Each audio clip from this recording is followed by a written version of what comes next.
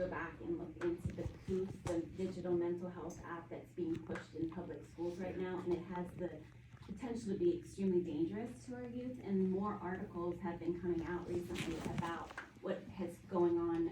It started in the UK, and there's been articles now coming from the UK of what it's done as far as social contagion with gender ideologies and the real left wing propaganda that it supports, but it's being pushed in our public schools here in Warren County, and they want to push it further across the nation actually, and it's already in all of Philadelphia schools. But I've done extensive research, and I'm hoping that I know you guys are aware of it. Is there a way to like, you know, start publicly from our local politicians, you know, get some support on the dangers of it?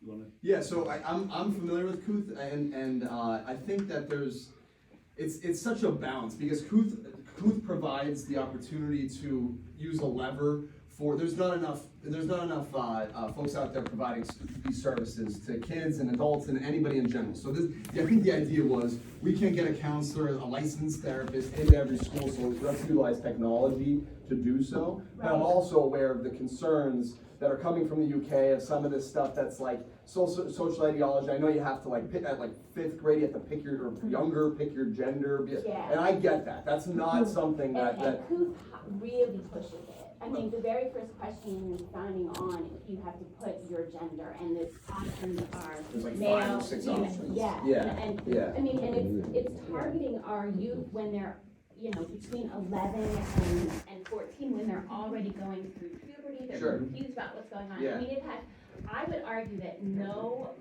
mental health, if it's going to be in the form of a digital social media type platform, that's better than I mean, having no counselors is better than having this Sure. in your school. Yeah, that argument's there for sure. I mean, I wish we could get it to a point where there's just like telehealth, where it's just a strictly, I think this is a way to try to get to kids that otherwise wouldn't come for help, but I get those concerns. But I still think that there's nobody that is really speaking out in like our local legislators.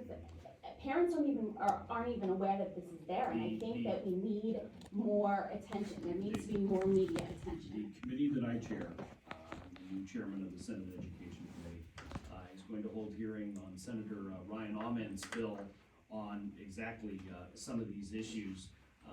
We passed something similar. Governor Wolf vetoed it. He's been trying to develop a plan that would get Governor Shapiro's signature. And this is one of those days where, you know, I lost my dad 8 years ago, and wish I had him today, because he was an elementary school librarian. I don't think he ever dealt with these issues. You know, Kutztown State Teachers College in 1957 wasn't preparing librarians to deal with this. And we had one hearing in the Senate last year where a senator held up a book that was widely in use with a fair number of school districts for young kids. The Senate legal staff came running down the steps because they said that putting this book in front of a TV camera could be considered child pornography.